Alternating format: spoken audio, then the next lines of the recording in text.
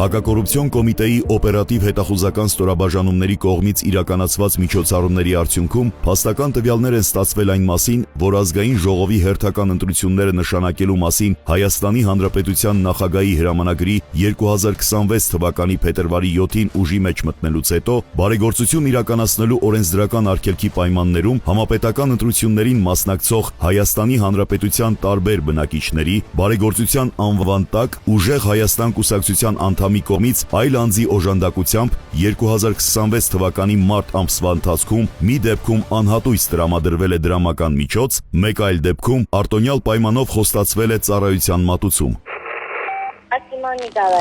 Хорошо-то նոր մտածեցի։ Տելևիզորը ունել ինչ անում, դրա տեղը փող կարած փողով։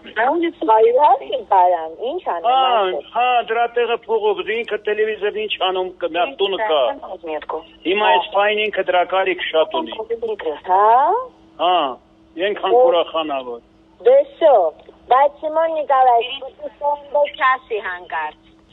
Լավ, չէ, ոչ մեկը, երեքշաբթի օրը ուրեմն հանդիպենք։ Вам спасибо. Сейчас что-то могу вам сделать, что-то приятное? Ничего пока не нужно. То, что нужно было, если он принес. Ես կարի ֆաբրիկա ունեմ Մարգարովիտում, ուզում ձեզ հետ խորհրդակցեմ, մի 200 աշխատատեղով ֆաբրիկա ունեմ բոլոր բաներով, մեջենաներով, ինձ զակազա պետք է շուկա։ Զակազա պետք։ Այո, զակազ լինի, ասենք։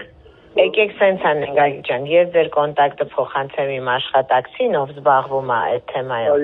Ինքը զանգահարի, ամեն ինչը գնահատենք, հնարավորությունները հասկանանք, եթե պետք է գանք տեղում տեսնենք ու սկսենք համագործակցել։